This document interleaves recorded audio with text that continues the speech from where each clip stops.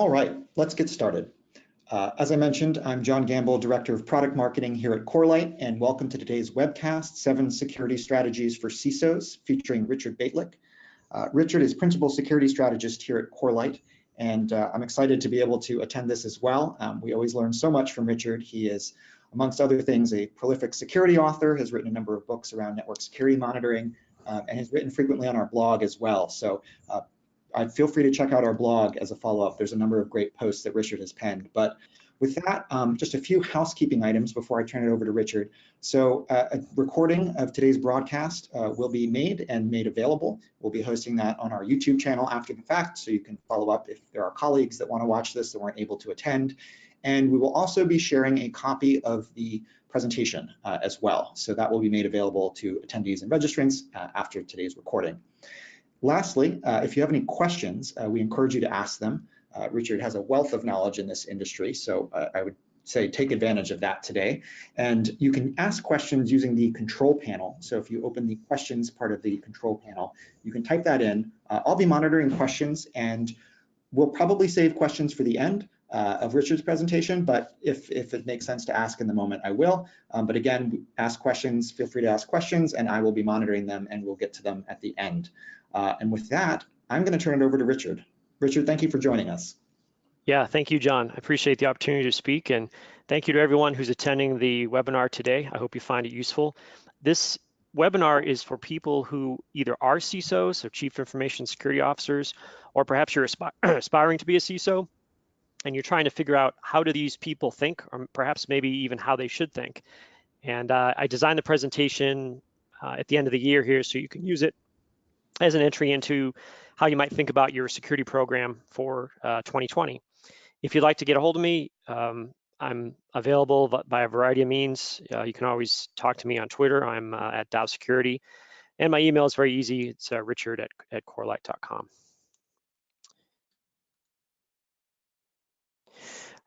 Just as a background, if you're not familiar with sort of my my experience in this area, I was a CISO myself, or I guess more specifically, I was the Chief Security Officer at Mandiant, which meant I had the information side and I had the physical side. And as it turned out, we ended up, I think because of a certain amount of deterrent effect, we had more interest, I would say, on the physical side of trying to compromise Mandiant than we had on the information side. But that's probably a story for another time, or stories for another time. Prior to that, I created the General Electric Computer Incident Response Team. And way before, I was a captain in the Air Force cert. It's where I sort of learned the computer side of the trade. I learned the intel side as a Air Force intelligence officer. And a lot of people know me as this guy who's written a bunch of books on network security monitoring. And quite often when someone asks me a sort of a process question, or how should I organize my SOC, or that sort of thing, I just say, keep calm and read chapter 9.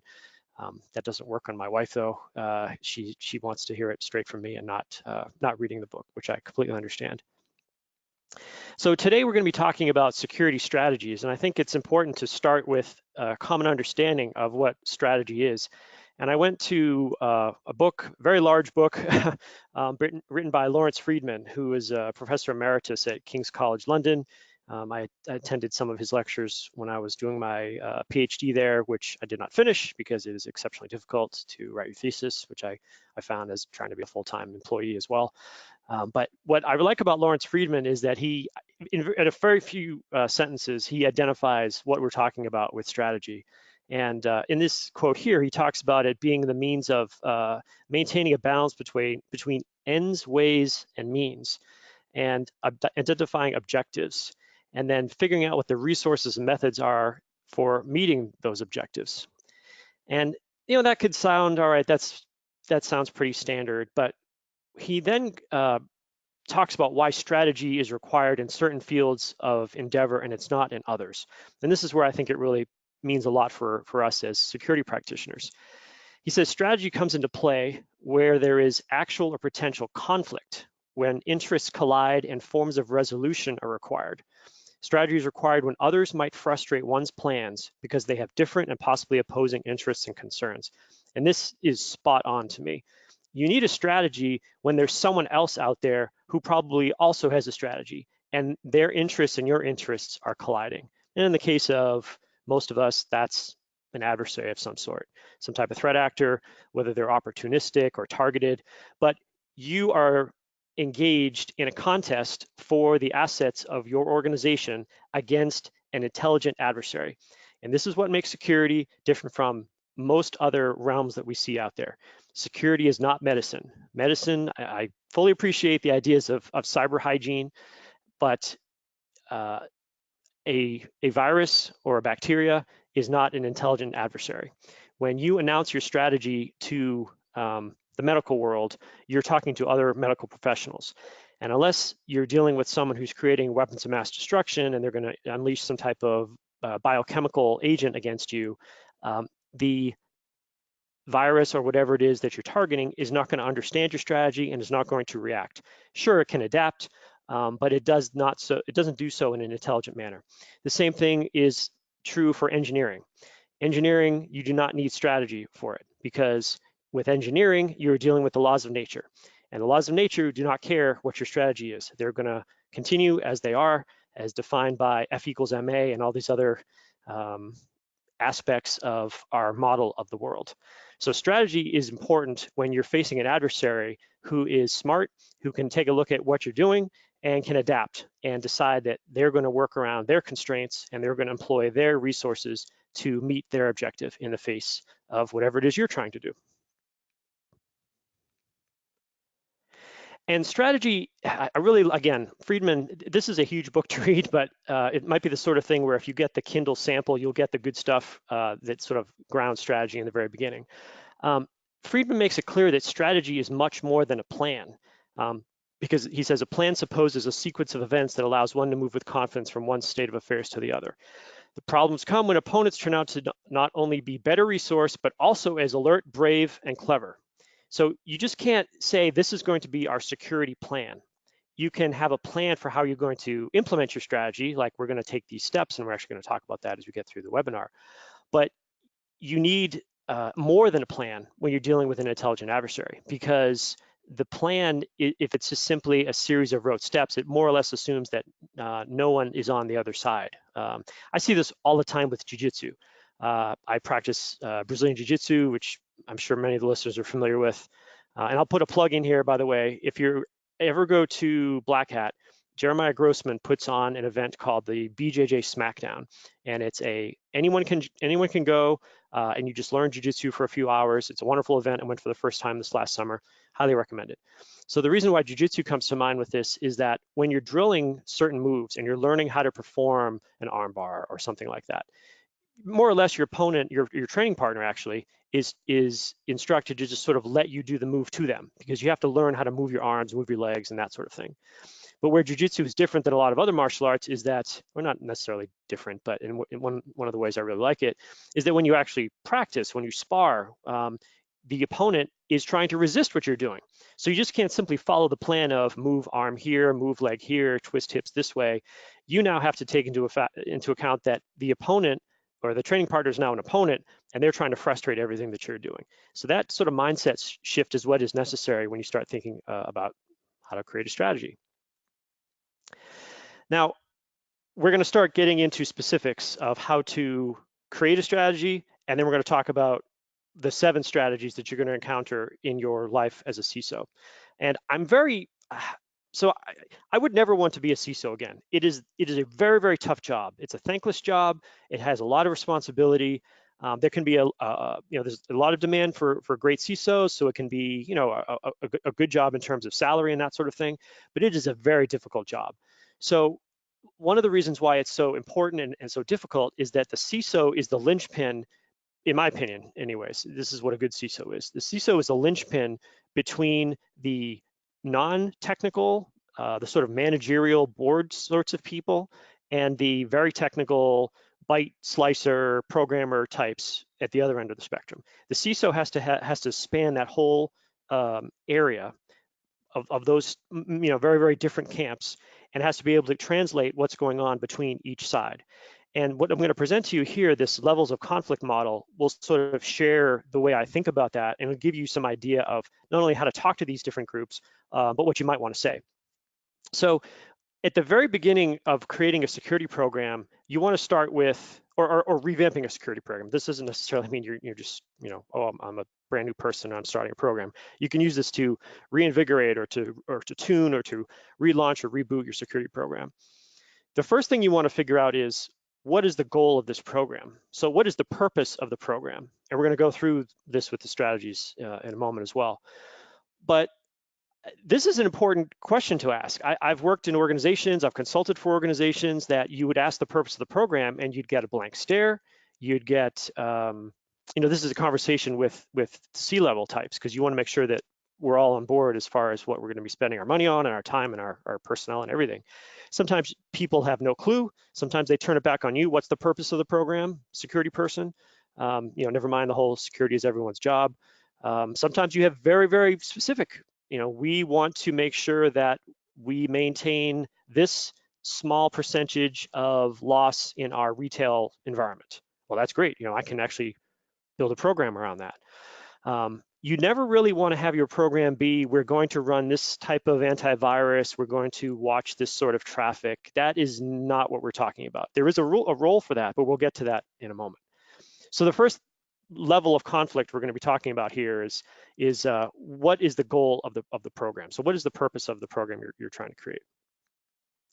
Now, this is where strategy comes in. So strategies are the ways that you will manage your ends, ways, and means to accomplish whatever those programs are.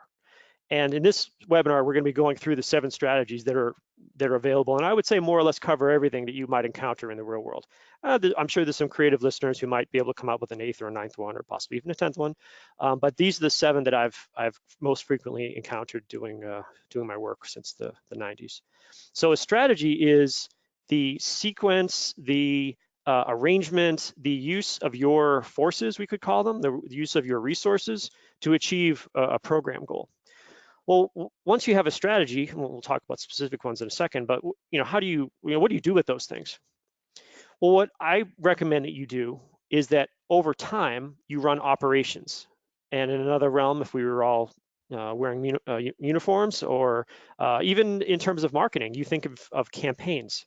So these are programs that your teams pursue over the medium to long term. So these are things that you're going to be doing over weeks, months, possibly years, because it can take, in many enterprise environments, a very long time to implement more secure coding, or a complete revamp of the way you build out your tools, or relaunching your product with a new suite of security measures embedded into it.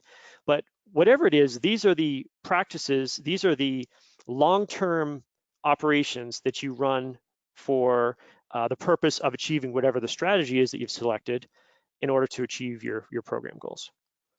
And for me, if it wasn't obvious, the program goals are things that you want to have agreed to at the C level and at the board.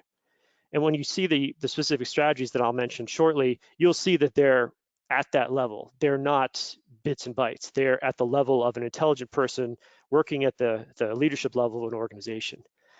The strategies can be a little more technical, or they should be more risk-minded, I'll say. And then once you get into operations and campaigns, this is when you start to see a little bit more technical stuff. You'll hear terms like, we're going to run campaigns around hunting, or whatever it could be. And that's where I feel the CISO sits. So the CISO is that middle piece, that's linchpin between the management at the top and the more technical people at the other end of the levels of conflict. So once you've decided we're going to be running these sorts of campaigns, the activities that the teams will perform when executing those campaigns, those are tactics. So these are actions that teams take during individual engagements. So this is the stuff that happens on a daily basis, or maybe even on an hourly basis. What is it that your team is doing as you engage with the adversary, or as you prepare to engage with the adversary, or after you've engaged with the adversary and you're in a recovery remediation mode? That's what tactics are. And I know this is different from MITRE ATT&CK. I actually don't necessarily like the way MITRE ATT&CK define tactics, because they say it's a goal, which I really don't like. I guess, I'm showing my military background a little bit too much here. Not that I'm saying I don't like attack, I think it's wonderful actually, but the way that they define that particular word is different from a lot of the other ways that I've seen it defined in my career. But nevertheless, finally, we talk about tools. And the tools are the resources that your team will use when acting tactically. So it could be software, it could be a certain process, it could be whatever resource that your team is using while they're acting tactically during a campaign or during an operation in pursuit of a strategy that will eventually meet a program goal. So when you're talking to these different audiences, you should be thinking in terms of these levels of conflict. So when you're talking to your technical people, you're probably going to be talking to them about the tools and the tactics they're using when they're performing their operations and their campaigns. When you're talking to more managerial people, you should be talking about, we're working on achieving these goals. These are the strategies that we're running. Oh, and by the way, if you want to know about how we're doing that, here are some of the operations and campaigns that we're currently running. And you generally don't need to go any lower. This is why, well, I'll just leave it there. I think that's a good way to leave it. I'd like to go a little bit farther as we go along here. Okay, I have a few other sort of backstory elements that will directly affect the strategies, and I need to introduce them first. So the first one we're going to talk about is the risk equation. And the risk equation, the first thing to realize about it is there is no such thing as risk, period. In other words, there has to be risk of something. If someone ever talks to you about risk, they're making an assumption that you and the speaker are both thinking about the same problem. In other words, if you're talking about risk, maybe they're talking about loss due to an intrusion. Maybe they're not thinking about that though. Maybe they're thinking about a loss due to a failed backup, or a data availability issue or something like that. So I recommend whenever you're talking about risk, go ahead and put risk of something. So you'll see quite often, just for brevity in the slides that follow, I'll say risk of loss, but it should be even more specific, like risk of loss due to ransomware or risk of loss due to availability because of a fiber cut or whatever. I mean, you could say an availability issue and have that be an umbrella for a whole sort of things that could cause availability issues, but it always should be specified. Never just say risk, it has to be risk of something. So when you want to think about what the risk of something is, you have this, equation's a really bad word for it, and the fact that I multiply things really makes me a little bit sick. But this is how I introduced it in my first book there, the DAV Network Security Monitoring in 2004. The reason this is useful is that it makes you think about these characteristics in relation to each other. In other words, as threat increases, but the other two variables stay constant, your risk does increase. If you're, and it's the same for any of these others. In fact, if any of those factors go to zero, then your risk of loss for whatever that problem is zero as well. For example, if you have a completely vulnerable asset and the asset has incredible value, but there's no threat actor who will exploit it, you effectively have zero risk. Now, would I want to build a security program around that assumption? Probably not, because who can guarantee that the threat is actually zero? Or conversely, you could have a very, very capable and motivated threat. You could have a vulnerability in an asset that threat wants to exploit, but that asset has absolutely zero value. That, again, that's probably more theoretical than real. If there's an asset that exists on the internet, it can be used by somebody for something, even though it may have no value to you. It can be a stepping stone. It could be a place to store files. It can be an identity from which you could hide behind. There's all sorts of issues there. The idea behind this, though, is that you want to think about how these factors change in relation to each other, whether that causes risk to go up or to go down. And just to speak specifically about what each element is, I define a threat as a party with the capabilities and intentions to exploit a vulnerability in an asset. So it has to be capable and it has to have intentions, so skill and will. I define a vulnerability as a weakness in an asset that could lead to exploitation. And finally, asset value is a measurement of the time and resources to replace an asset or restore it to its former state. I know that's probably a little bit different than what people have seen, but I defined it way back then, 15 years ago, I guess. And it's that definition, I based it on some stuff you can read about in the book, but it's also served me pretty well since then. So finally, just a reminder, please, this is not really math. Do not compute this at home. I gave an example of this in that book, which is probably if I were to strike something from the book, I would pull that out. But still the definitions are useful. And this idea of how these variables relate to each other, I think is kind of important as well. Okay, finally, we're here. We're going to talk about the 7 samurai. Well, I mean the 7 strategies. We're going to get to the 7 strategies and we'll see what they look like. Incidentally, I have to stop at this point. If anyone is watching The Mandalorian on Disney Plus, or you're not watching it, I would highly recommend it. And I just love the samurai allegory in the particularly the first 2 episodes. Lone Wolf and Cub is not something I've personally seen, but as soon as I saw Mandalorian with you-know-who, it made me think of it. So a little bit of Japanese culture there for any of the fans of that sort of thing. Okay, the 7 strategies. We're going to start with strategies which I generally don't like to see, and I think you would agree with. And we're going to move to strategies that I think make more sense. And then we'll finish with talking about how to implement those, a strategy that I particularly like. Now, I present these strategies that don't work because you may encounter these. And if you're in the situation now where you're in an organization that is pursuing this strategy, even by assumption, like they don't really recognize that they're doing it, but you say, wait a second, this is exactly what we're doing. Now you're going to be able to say, hey, look, there's a better way. You don't have to hire a big 3 or big 4 or big 5 consultant, pay lots of money to get another opinion. You can cite this as an example, and you can say we need to move to this other type of strategy.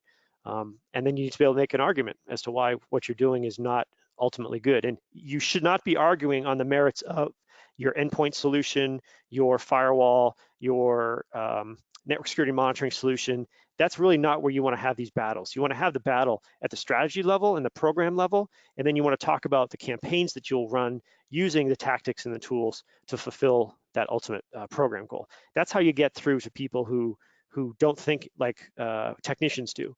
They think in terms of, what's the ultimate goal we're trying to do here as an organization. So this first strategy is, and I'm going to just try to move this little window out of the way so I can see what I'm looking at here. There we go. The first strategy is what I would call denial or ignorance.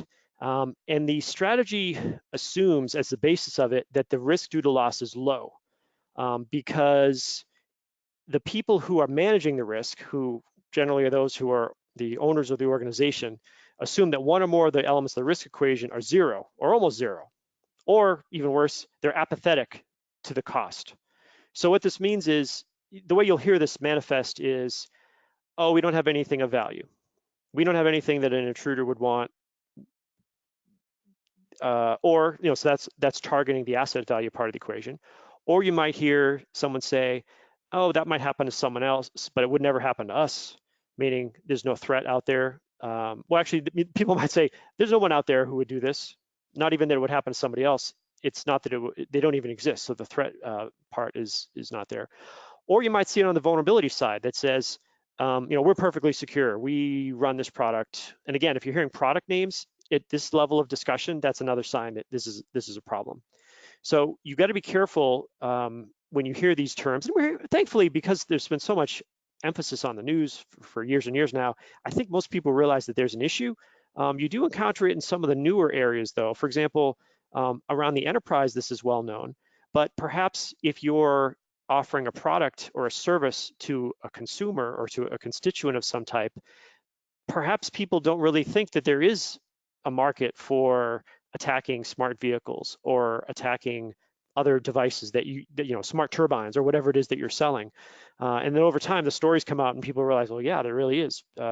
Maybe not targeted intruders at this point, but they're opportunistic people who simply see something with an IP address, or there's an asset with an account, and it becomes something that they can exploit for whatever reason, whether it's Bitcoin mining or a hot point or whatever it is.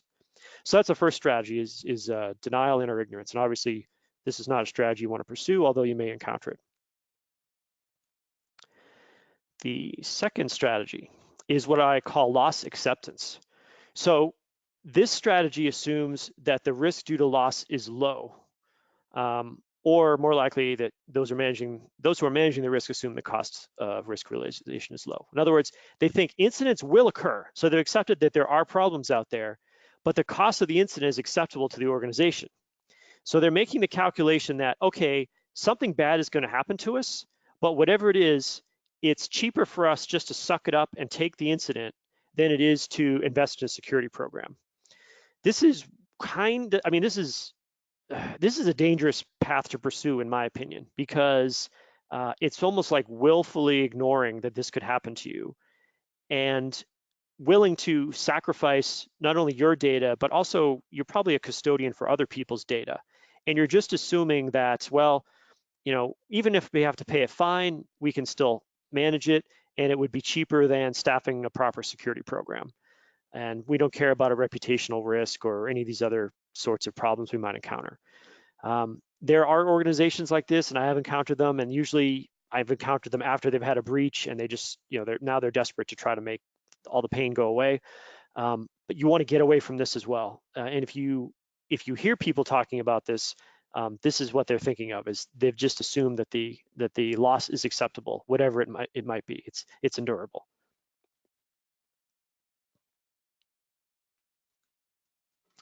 Now, we're going to move into strategies that start to make more sense, and that you can either adopt wholesale and have that be your strategy, or you can have it be a part of another strategy. The first one of these, what I would consider more acceptable strategies, is loss transferal. And that strategy generally also assumes the risk due to loss is low, but in contrast with the previous strategy of just accepting risk, the organization generally believes you can buy something like an insurance policy, which will cover the cost of an incident, and the cost of that policy is cheaper than the alternatives. So it's completely conceivable that you could have a minimal security program, because you really can't have no security. You can't have a zero security program and qualify for insurance.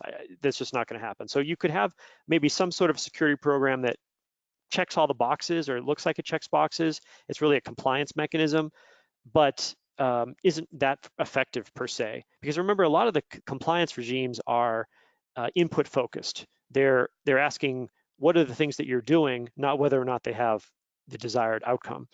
But so assume you have some sort of compliance-based program, and in order to keep costs low, you find an insurance policy that you're going to pursue, you buy it, and you're hoping that should something bad happen, the insurance policy will pay for it sufficiently enough, and you've won. You've made the right calculation. Again, regardless of the fact that you've lost not only your data or whatever other impact that you've had, and especially you've been, in my opinion, negligent with constituent data, so consumer data, partner data, whatever the case may be. In that respect, I really don't like this sort of strategy. It is one that you'll see people adopt because insurance is becoming more popular, but I prefer to see insurance used as a tool in conjunction with strategies that actually try to protect your data, as opposed to simply being a financial exercise. So we'll hear about loss transferal again, but we'll hear about it in the realm of a strategy, or make more of a suite of strategies, and not simply the one that you should hang your hat on. The fourth strategy, and I hear this all the time. There's probably a dozen, I think I've actually did a blog post about the dozen things we constantly fight about in InfoSec on Twitter. This is definitely one of them. And this strategy is vulnerability elimination. So this strategy focuses on the vulnerability part of the risk equation, driving that down to zero or almost zero, usually through things like secure coding, proper configuration, patching, and other methods. In my experience, and I've been doing this for 21 years now, this is not a viable strategy. You want to have this as part of your security strategy, so it can be an element of it, just like having an insurance policy can be part of it, but you will never get yourself to the state where you can eliminate all the vulnerabilities that would result in some type of loss. There's research around this, there's history around this, there's plenty of examples of people who have tried to follow the strategy and it doesn't work. However, that doesn't mean you shouldn't be trying to knock down those vulnerabilities. And at this point, some people might say, well, should I focus on vulnerabilities to my most critical assets? This is a tough question to answer, because while it is important to have your most critical assets be as secure as possible, that doesn't mean you can afford to neglect everything else. There is a myth that you can just focus on the most important eggs in the basket and not worry so much about the other eggs.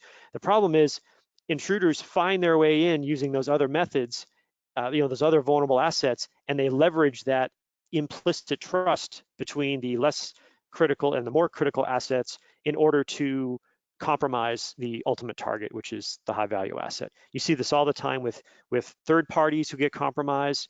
Someone goes after the MSSP, or they go after the air conditioner company or the partner or whatever it is, and they leverage that implicit trust or even that explicit trust to get access to the high value target. So again, vulnerability elimination should be part of your strategy, but it cannot be the strategy because it has been historically shown to not be completely effective. Well, you're thinking, okay, well, if I can eliminate, what about vulnerabilities? What about threats? Could I actually do threat elimination? So the idea here is that you drive the threat element of the risk equation down to zero, almost zero, through things like deterrence, dissuasion, co-option, bribery, conversion, so changing their hearts and minds, incarceration, incapacitation, or other methods that remove or change the intent or capabilities of the threat actors. I have some bad news. Almost all the attendees, I'm guessing, who are on this webinar are not in an actual position to do threat elimination. This is a misconception that is unfortunately the result of terminology that we don't use properly in security. Threat elimination means going after the threat actors. It does not mean going after the vulnerabilities. We already had a whole category around vulnerabilities. The threat is the person who's out there trying to hurt you. The threat can only be acted upon in one of the ways that I have listed here. So you deter them. You let them know that if they do something to us, the punishment that we provide will be so great that it is not worth it for them to accomplish that mission. You dissuade them, you co-opt them, you bring them to your side, you bribe them. This is starting to get into more like Byzantine Roman times of how they were then just the Eastern Roman Empire, but how they would deal with many of the threat actors that were on their borders. You see law enforcement incarcerating people, right? They pursue, they prosecute, and you incarcerate, and that's taken a threat off the streets, at least for a little while. Or incapacitation.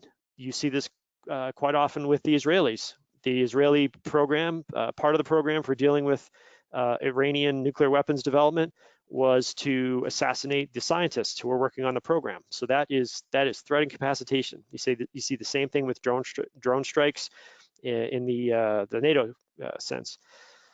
So that's why I say most of us on the call can't do this. We are not in a position to do this. We might support it, or there may be people on this call who are in law enforcement, or they work in the military or judicial system or something, who can do true threat elimination, and we should support them as much as possible. But this is not something general that you could say, well, part of my security program as a commercial organization is to do threat elimination. It's just, you may be able to support a prosecution, but you are not going to be the person putting a threat actor behind bars or worse. The sixth strategy is asset value elimination, which some of you might think, okay, that's pretty crazy. The idea here is that you drive the, I need to change that, it was a little typo. You're not driving the threat element, you're driving the asset value element of the risk equation to zero or almost zero. And what you're doing is you're minimizing the data or resources that might be valued by adversaries. This is not as crazy as you might think. The reason why is that there's plenty of data that we capture in the course of doing business that I don't necessarily think we need. The social security number in the American context is a perfect example. If you're using a social security number for really any purpose, there's really no reason to do that. I got this idea several years ago when I spoke to someone who worked at one of the top 3 ISPs in the country. And this lady said that they had a huge program. I think I actually might have been public about who this is. So if you want to look at, I did an article called If You Can't Protect It, Don't Collect It, when I was with Brookings. And the article talked about how this ISP rooted out the use of social security numbers in every business process across like dozens of sub-businesses, because they decided, well, first of all, they were correct to recognize this was a problem.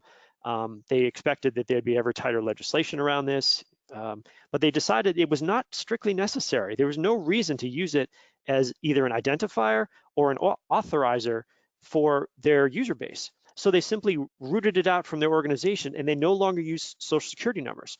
So that's an example of eliminating the asset value. If you're an intruder and you break into this ISP, you will not find a customer social security number anymore. Are there categories of data or other assets that you have in your organization where you might be able to do something similar? I encountered this when I worked at GE. We were trying to reduce the time to, actually, we were trying to reduce one of the metrics, probably dwell time and response time for intrusions. And we had one business unit that said, you know what, we've discovered that we have a certain set of computers that are being compromised. And honestly, nobody even knows what these things do or why we need them. So they just simply took them offline. They retired a whole suite of systems that were being compromised because they realized they had no value. At least they had no value to the business. They had plenty of value as a stepping stone to other assets in the organization. But as far as that business was concerned, they were no longer serving whatever purpose it was that when they were first created. So they just simply retired them all. And it immediately improved our security and reduced the risk of loss. So this is not as crazy as it seems, even with a typo. I'll change that before we send these slides out. But think about this. The next time that you're working in your organization, is there any data or other assets that you just don't need to accomplish your mission? So finally, we get to the 7th strategy, and I call this one interdiction. I have a terrible time naming things, so if any of you are creative and have a different name you want to use, please let me know. But I define interdiction as a hybrid strategy, which welcomes contributions from the strategies that I think are actually pretty useful. Vulnerability elimination, primarily, remembering that you can't eliminate all vulnerabilities, but you should be trying as best as you can. But also, I think it's a good idea to integrate assistance from loss transferal, threat elimination, and asset value elimination. So that is sort of as the basis. Think about using these other things as well. But what you're doing overall is you're assuming that prevention eventually fails, but that security teams can detect and respond to incidents post-compromise, but pre-breach. So what that means is an intruder with the proper motivation, proper resources, and so forth, if they decide to go after your organization, they will be able to compromise you. But you want to make sure that that compromise, that foothold that they attain, does not turn into a breach, meaning the loss of sensitive data, however you might define that. This is why it's also important to have precise terminology. People throw around the terms intrusion, attack, breach, compromise, whatever, but here I'm very specific about compromise, meaning they get access, unauthorized access to your environment.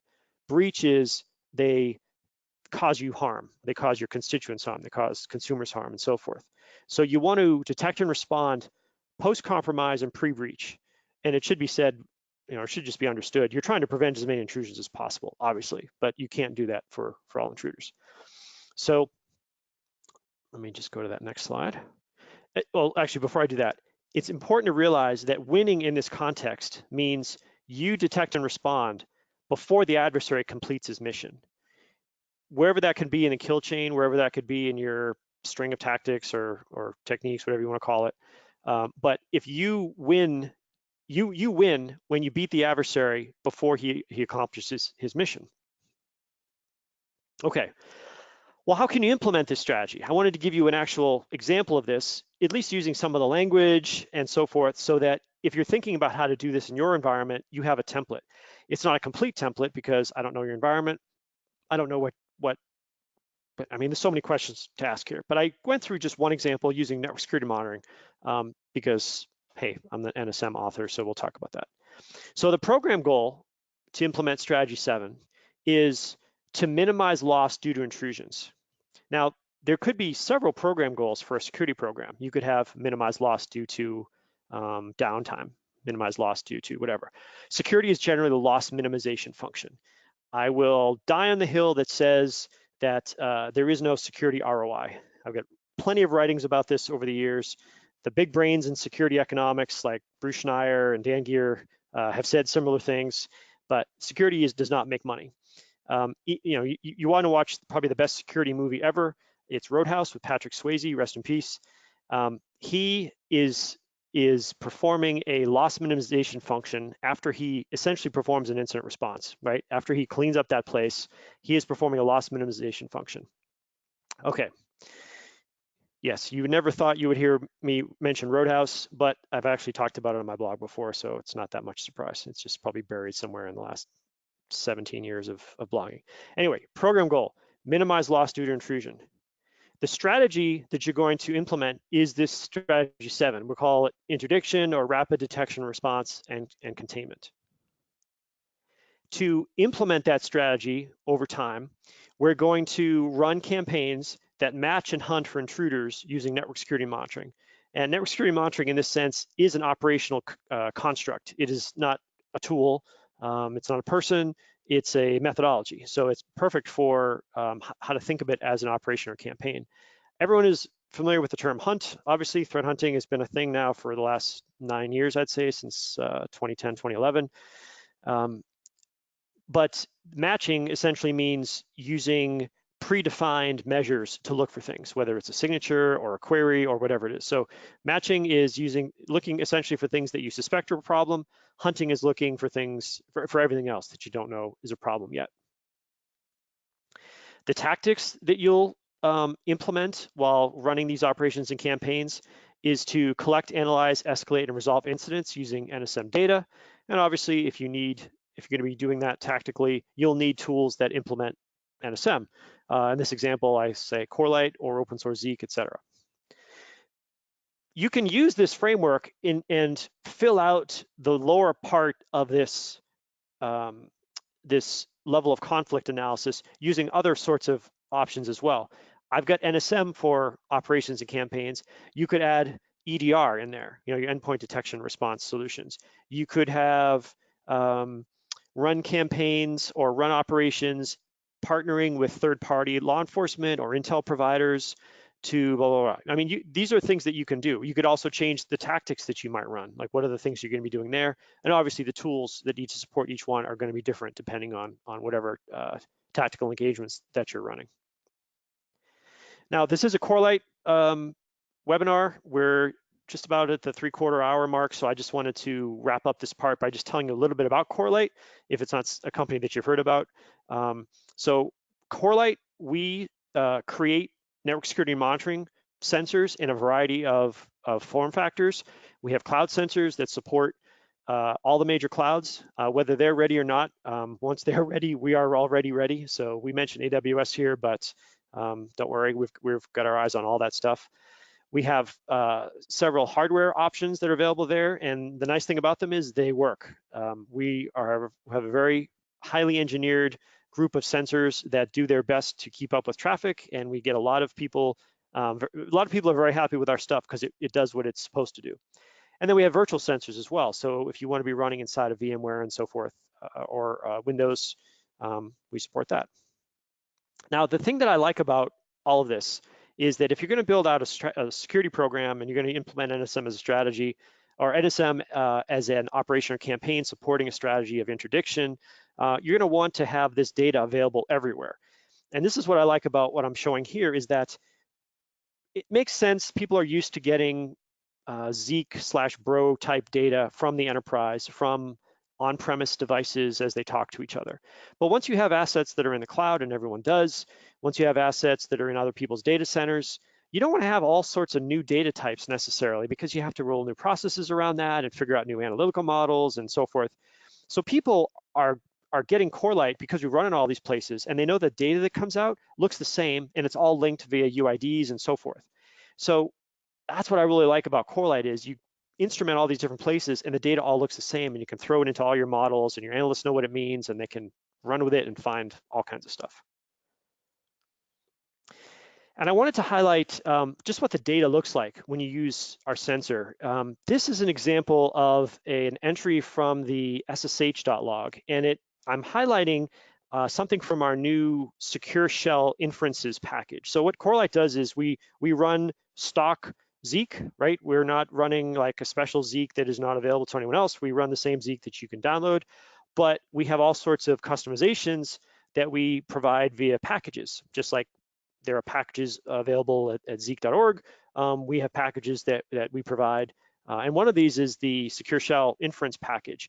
And what we've done with our research team is headed by Vern Paxson and has brightest minds, I would say, in network security monitoring, or some of the brightest. I mean, there's plenty of you out there, but this is just a very wonderful group.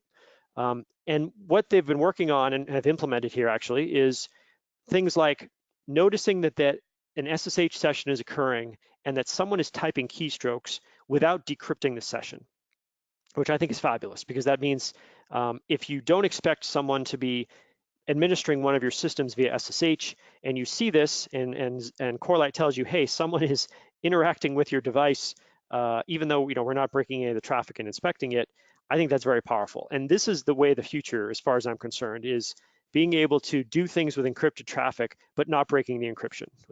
The very week that we released this capability to our customers and talked about it online, the NSA put out an advisory saying, here's all the reasons why we don't think it's a good idea to break and inspect traffic. And they had a lot of good ones in that white paper that they released. So you'll be seeing a lot more of this from us. I mentioned MITRE ATT&CK earlier. We do a ton for MITRE ATT&CK. So this is just an excerpt from our website. You can go there, corelight.com/MITRE-ATT&CK, and you can see all the different elements of attack that we support. And you'll be seeing us try to help MITRE ATT&CK get more attention onto the network side, because while the endpoint is a wonderful source of data, and it's probably in the golden age of endpoint data here, as we get more and more devices online, ever more IoT devices, ICS devices, and so forth that really aren't capable of supporting agents, the network is still a place you can go to get all sorts of information. So we have a really, really rich support for the network elements of MITRE ATT&CK. And I'd like to just conclude with another quote from Professor Friedman, which I think summarizes it pretty well. He says, strategy is about getting more out of a situation, let me move this, than the starting balance of power would suggest. It's the art of creating power. That is why underdog strategies in situations where the starting balance of power would predict defeat provide the real tests of creativity. I've heard, I believe Bruce Schneier say this, and definitely Dan Gear has said this. We are in the most complicated problem set you can imagine. I mean, I give full props to the people who are trying to get us back to Mars, who are trying to cure cancer, but they are not dealing with adaptive adversaries. We are the ones who are using our limited resources, the most effort we can provide.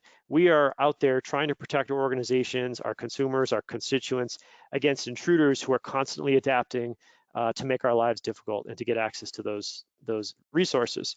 And that is why strategy is, I mean, if there's any place to innovate in strategy, it's here.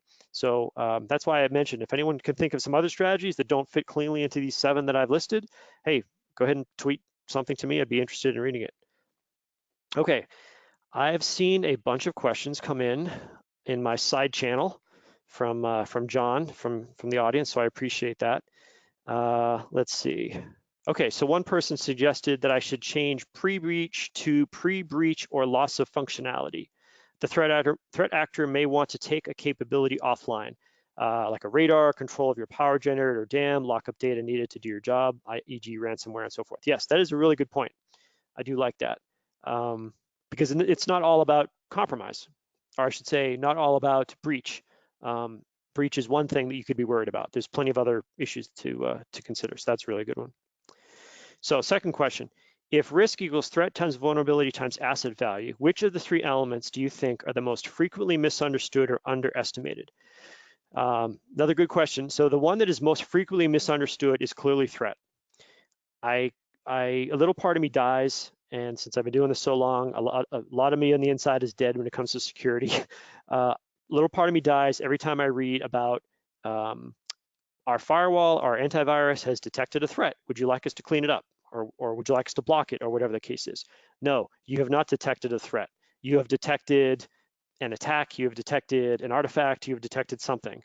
The threat would be, I have detected a guy wearing a black hoodie sitting inside a building that's the threat, right? It's that person. Which one is underestimated?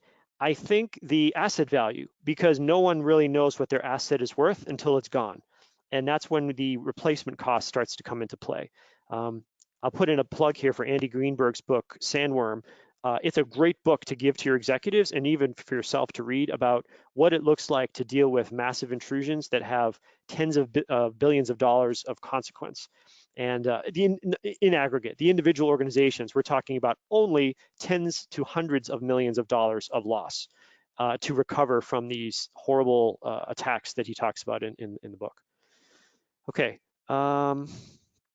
Oh, I can't answer this one, but the question was, could you give some examples of good versus bad use of cyber insurance? Well, maybe I can't answer it. The bad cases would be where you are not careful about how you read the policy, and then you find out that it doesn't cover what you bought it for. So many people end up buying a policy, and I'm not an expert in cyber insurance. I think Jeremiah Grossman is probably the guy to talk to about this. But there are people who have bought cyber insurance policies, and then they find out only after they've had a breach that it doesn't cover what they expected it to pay. And that's a terrible time to have that happen.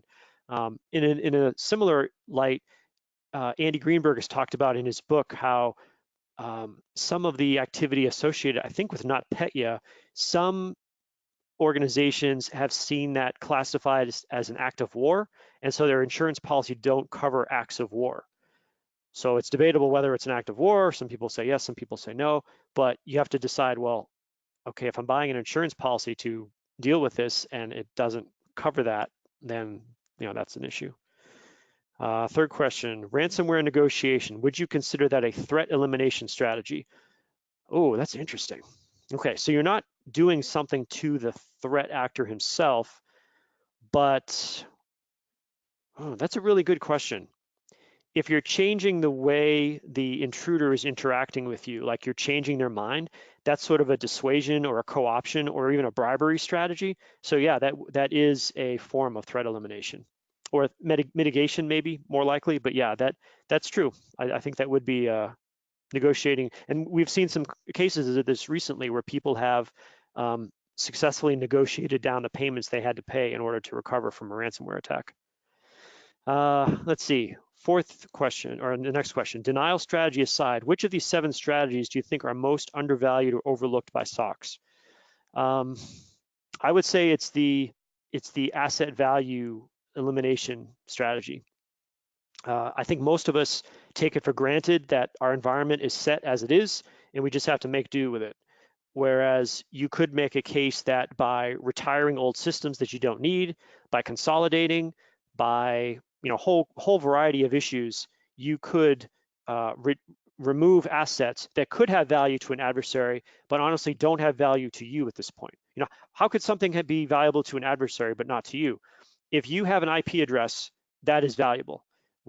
There's a story that came out within the last week of the gentleman who was in charge of allocating IP addresses for South Africa, I believe, was found to be essentially selling them to unauthorized parties. So the fact that you could get an IP address is something that's valuable. So I think that's one strategy I think is undervalued or overlooked by SOCs. And I think the last question I have is, any recommendations for how to sell an interdiction strategy to a board of directors? It makes sense as a strategy, but saying the enemy is going to get through doesn't exactly inspire confidence. Yes. I think interdiction, when I was selling this as an issue or presenting it to everyone 15 years ago, when I essentially put it in the first book, there was a lot of skepticism around that. I mean, I remember I was part of Kevin Mandiant's first incident response team at Foundstone in 2002, and it was seen as silly or crazy that we would be part of a company that sells a vulnerability mitigation solution, which is a vulnerability scanner that Foundstone sold. But if you had an intrusion, we had this little group of 4 or 5 people who could help you. It didn't seem to make any sense. Like, you're admitting that there are going to be intrusions, and based on the experience of the team, and Kevin had been doing it for many years at that point, the answer is yes, you absolutely are going to have problems, and it's better to have people who can help you than to just wish that it's not going to happen.